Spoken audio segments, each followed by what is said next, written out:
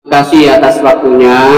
Sebelumnya saya sampaikan salam hormat saya, tahiyati at-thayyibah, assalamualaikum warahmatullahi ya, dan juga Pak Yusuf Mas yang selalu menjaga bagaimana tradisi intelektual Nahdlatul Ulama ini tetap berlangsung dengan baik, ya, melalui terutama tidak hanya persoalan genealogi keilmuan yaitu sanad, tapi juga genealogi biologis yaitu masalah nasab. Nah, Kiai Imad ketika ingin mengambil langkah misalnya fokus di pesantren itu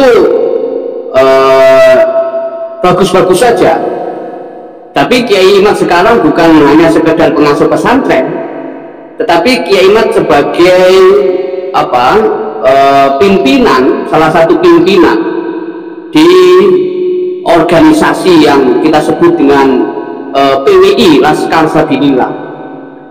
Otomatis ya Kiai Imad akan mengemban tanggung jawab untuk keberlangsungan PWI sebagai organisasi yang disebutkan oleh Gus Abbas itu, ya, gimana beliau menginisiasi berdirinya PWI tidak lepas dari nasihat Kiai Haji Abdurrahman Wahid, Gus Dur, ya. Ini kalau kisahnya Gus Abbas, ya, dimana Gus Dur ini beliau sosok yang berpihak kepada rakyat kecil, kepada orang-orang yang termarginalkan, yang terpinggirkan, berpihak kepada keutuhan kemaslahatan bangsa, ya, dan juga NKRI, ya, dan juga punya semangat yang nggak diragukan dalam masalah membela kebenaran meskipun beresiko.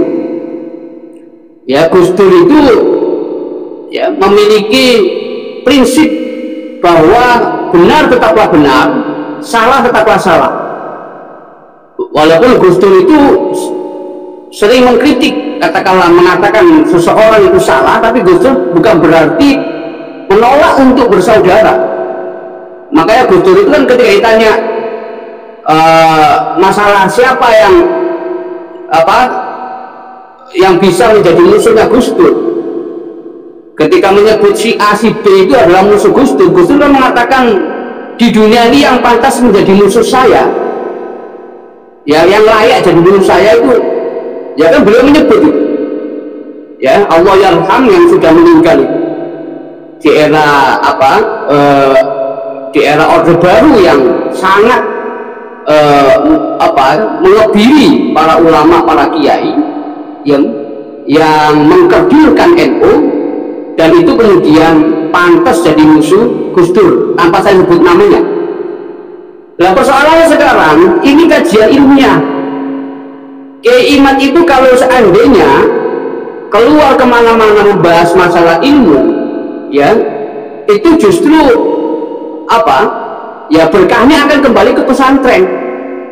Walaupun bukan sebagai ketua umum MUI, bukan sebagai ketua umum PBNU, tapi Kiai Imad di mana-mana menghidupkan kajian ilmiah an-nahdiyah ala NU, ya, menghidupkan kuros atau produk intelektual muslim yang usianya minimal 1 abad itu, yang dicetak jadi kitab kuning, walaupun buku-bukunya Kiai Imad dicetak kitab putih, ya, yang tentunya suatu saat nanti akan dicetak pakai kertas kuning. Karya-karya Kiai Imad nanti akan menjadi kitab kuning, ya, setelah mungkin 1 abad lah gitu, yang dan kuning secara substansial punya makna yang betul-betul kalau ini kebenaran, legasi yang mestinya dilestarikan.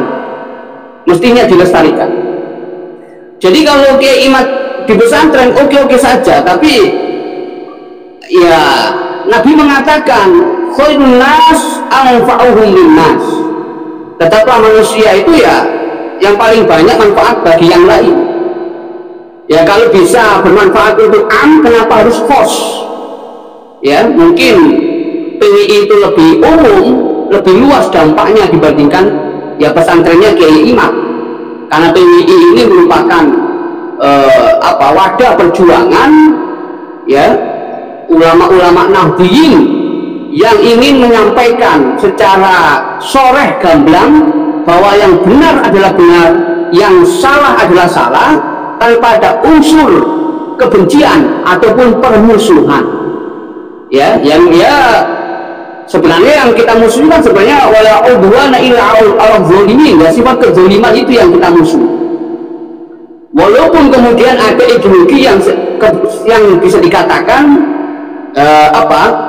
ideologi yang dikatakan istilahnya itu kontraproduktif dengan negara, dengan umat, dengan bangsa, itu kan ya jangan sampai bertahan lama di Nusantara itu. Nah, jadi kajian ilmiah soal nasab ini sudah menjadi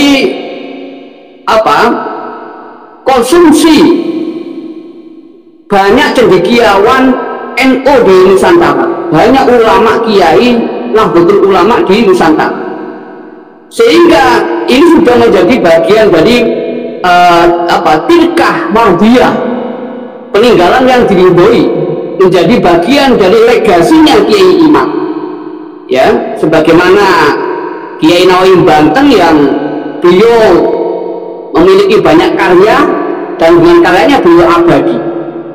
Demikian juga dengan Kiai Ahmad yang mana bisa mendongkrak kejumutan intelektual dalam masalah genealogi keilmuan melalui polemik nasab, ya. PBNU aja walaupun tidak memberikan sikap yang menengah-nengahi melalui Basul Masail, setidaknya PBNU terpengaruh dengan polemik nasab ini melalui agenda Nasrus Sanad, ya, Nasrus Sanad, menyebarkan sanad. Jadi kata-kata sanad ini sudah menjadi bagian dari nomenklatur utama di agenda-agenda PBNU. Artinya apa? Ini pengaruh dari polemik nasab, ya, polemik nasab. Nah, ini yang perlu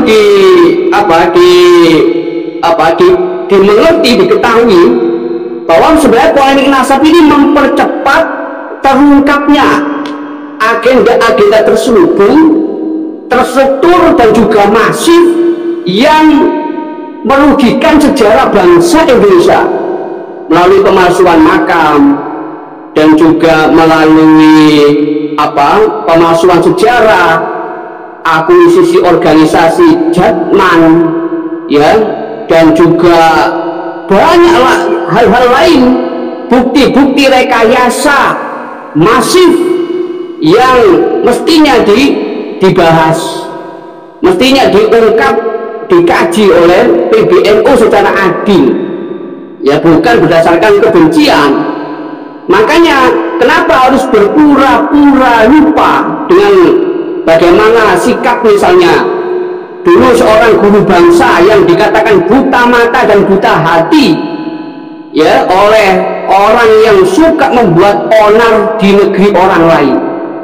Ya, pantas saja bila Pak Prabowo kemudian meragukan orang tersebut, bahkan seandainya, ya, kalaupun perlu dipulangkan ke negeri asalnya. Ini Pak Prabowo, ya. Nah, ini artinya apa? Objektivitas, bersikap insaf, proporsional. Dulu aja seorang tokoh Mu'tazilah, ya, Amr bin Ubaid itu, ya, Amr bin Ubaid itu dikritik karena merekayasa isnad untuk kepentingan mendukung pemandangan teologisnya, mendukung pendapatnya. Itu hanya merekayasa isnad, sanad.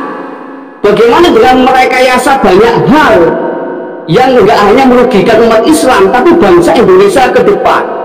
Lah, masa ini harus disikapi dengan sabar?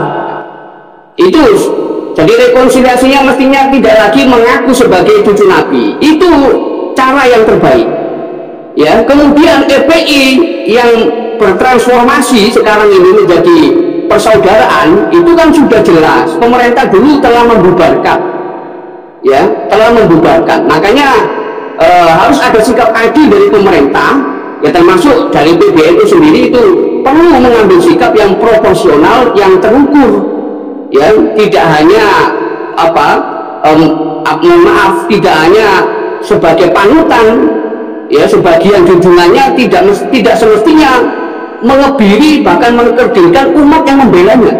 Ini yang sangat miris sekali. Sementara itu Pak Yusuf, terima kasih, nanti kita sambung.